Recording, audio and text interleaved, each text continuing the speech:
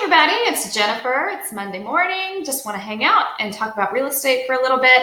And I want to give you some tips this week. If you are working with buyers who want to lowball, that's the worst, is when you've been showing somebody a ton of houses, you finally find one they want to make an offer on, and they tell you what they want to offer, and you know it is unrealistically, unreasonably low, and there's no way that the seller is ever going to accept it. And there are a few things you can do to kind of coach your buyer up a little bit and let them know, get them in a better position so they're not trying to lowball houses. First of all, use the data. If the stats and the comps for that neighborhood say that everything has been selling about 98% to list price within 30 days, let them know the sellers are looking at that same data. And why would they accept a lowball offer when the data shows them they're going to get probably 98% to list price in about 30 days. So let them know the seller's looking at the same thing. And if you're coming in unreasonably low, way below what the market is supporting,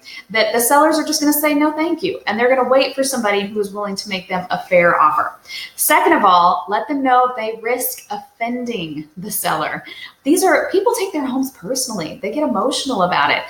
This is where they raise their families. This is where they raise their kids, possibly. If you come in and offer them less than what they think it's worth, they get insulted. They get angry. And then you have an even smaller chance of, even if your buyer is willing to come up, you've already started things off on the wrong foot. They don't want to work with you.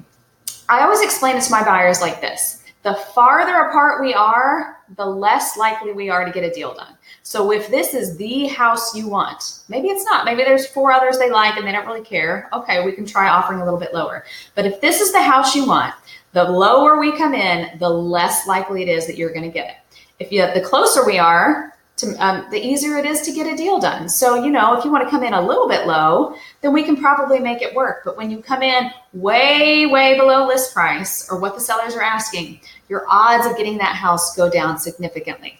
What buyers tend to hope for when they make a lowball offer is that the sellers are desperate. Well, you never know. Maybe they're desperate. Maybe they'll take it. Listen, explain to your buyers.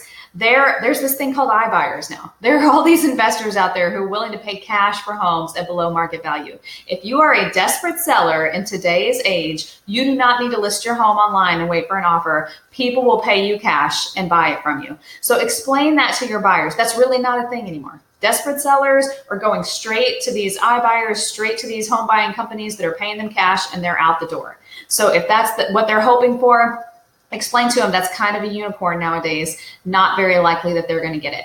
And then sometimes you got to let them lose a few. You do your best, you counsel them, you advise them, you explain to them they're not going to accept the offer. Sometimes you just got to make that offer for them. And you represent them. If that's the offer they want to make, you make the offer they want to make. But sometimes they just got to lose out on a couple of houses before they listen to you and think, she's right. Nobody is accepting these lowball offers. And if you do have to submit one, at the very least, call the listing agent, give them a heads up and say, I just want to let you know I'm sending over an offer. It's not what I advise them to offer. That at least starts you and the listing agent off on a good foot. They're not going to be insulted and angry whenever you send over that really low offer that they then have to present to their sellers. So just open that line of communication. Maybe when you start off on a good foot like that, then maybe say, try to get me a counter offer. I'll see if I can get them to come up some if you can get me a counter. And then if you're cooperative with that listing agent, you started things off on a good tone, you have a much better chance of making that happen. So use some of these when you're talking to your buyers, when you're explaining to your buyers what to offer, what they can expect to pay for homes and the neighborhood they're looking in and the price range they're looking in, and really kind of coach them up so when the time comes to make those offers, you're not having to fight that battle of overcoming lowball offers. If you have any questions or any ideas for things you want us to talk about, just feel free to reply back to this email and let us know. And otherwise, I will see y'all next week. Bye.